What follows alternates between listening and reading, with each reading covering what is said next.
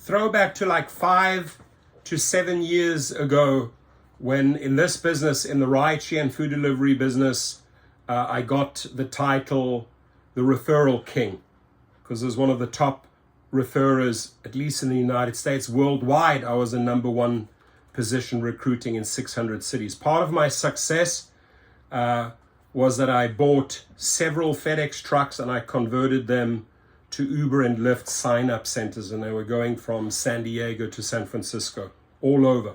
Palm Springs, Long Beach, Orange County, Monterey, LA, Santa Barbara, Ventura, Oxnard, San Francisco, Sacramento, San Jose. You might have seen my pink and black ice cream trucks on the road. I was milking it. I know how to make money when there is money, right? But when it dries up, when the well dries up and the companies get greedy, in 2019, they wiped out all of our referral dollars.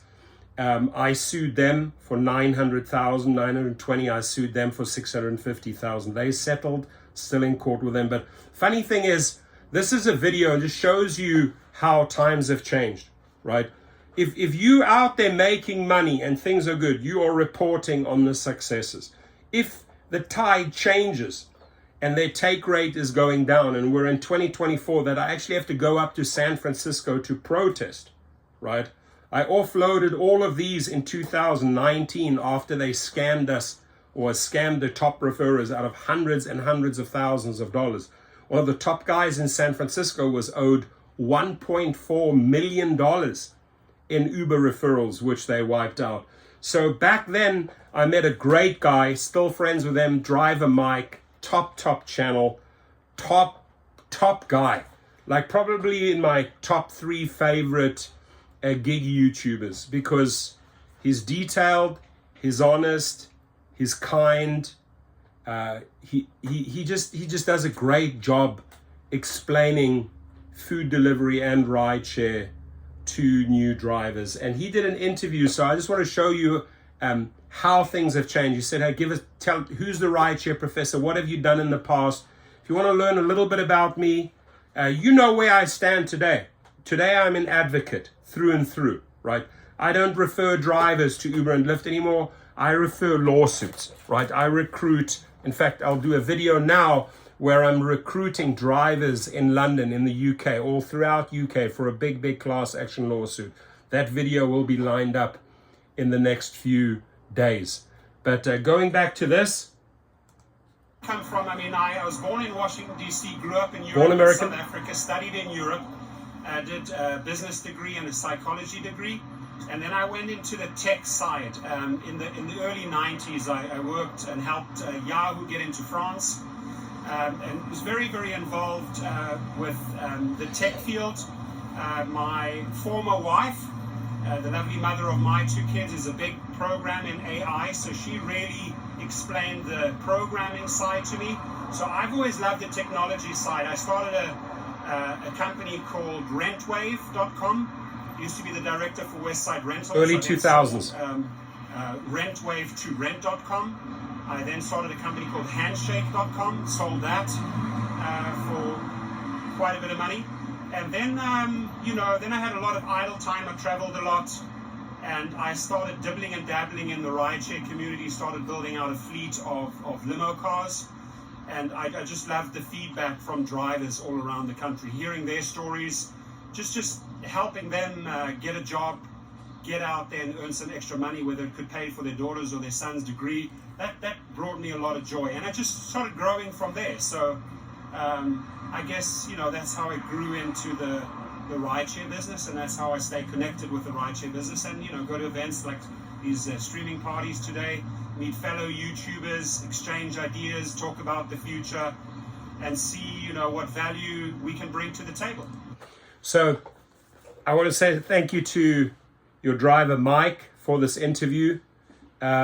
It puts everything in perspective for me, right?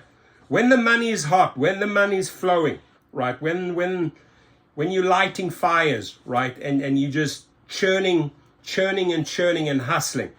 I had 5 of these on the road, 5 all over California. I'd spend a day in Long Beach, they'd move on, they're in Orange County, 5 of these on the road. Every single one was a mobile office. So you come in, you get the papers in English or Spanish, and I'd sign them up all day long. You would have seen them in Venice, California, or you would have seen them in Santa Monica, California.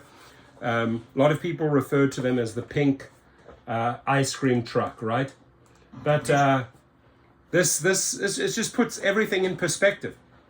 And again, I can look at YouTube channels, I know many, that were around when I started out.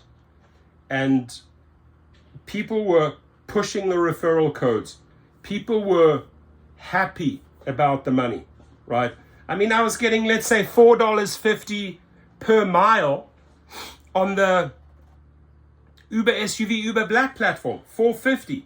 Are you getting $4.50 a mile today? No, right? There were days $800 to $1,000 easily in the Travis days, right? And on referrals, I was earning a few $100,000 on each of these per year. But when you go out and you help build the company, this was me helping build the company, bringing in thousands upon thousands, just like I've brought for FAIR, for the co-op, I've brought up 50,000 drivers in. Juno, I signed up 17,000 drivers. For these companies, endless drivers, right? But when a company is using you as a recruiter and paying you, great, you'll do your work. But if you're doing a ton of work and you have hundreds and hundreds and thousands of referrals in the pipeline, and then they say, sorry, my name's Darryl Koshashawi, I'm the numbers guy, ain't gonna pay you, we're changing the game, and they wipe it out. Those are grandfathered in. That's why you file lawsuits. You get your money, right? It just takes a while, it takes a couple of years. Same as I'm doing with Lyft. I'll beat them to pulp and just bring tons and tons of lawsuits until they settle, because it just hurts them too much financially. But these were good times, and he's still around. You know, Driver Mike, killing it on YouTube. The amount of subscribers he has, the value he brings, solid videos. And thank you for this video. Sort of like allows me to just do like a self-check, right? How have times changed? I'm making more money now than back then, but in different ways, right? Building out a big fleet. Back then, I didn't have a massive fleet. It's just starting out, buying cars. Now I have a massive fleet. So we adjust, we learn, but got to follow the money. You got to treat this like a boss. You got to be your own boss and figure out, okay, I'm on UberX. Is it working for me? Right? I have this car. Is it working for me? You got to really, really crunch the numbers. No, this is not what I got to tweak the formula. I got to change the formula. Maybe it means I offload this car and I go to XL. Maybe it means I offload my XL and I do a combination of high-end trips, right? You're not getting $450 anymore. But let's say you're doing Black or SUV or Lux and a combination of private trips. Got to follow the money. Know where the cash is. And then a big money maker for me is just really building out the YouTube channel into a successful YouTube channel with a lot of traffic, and then you monetize that traffic. So in this game, you got to have multiple verticals. You can't just put all your apples into one basket and say, this is it. I'm buying a brand new Honda Civic and I'm going to make it on UberX. You got to really learn all the angles.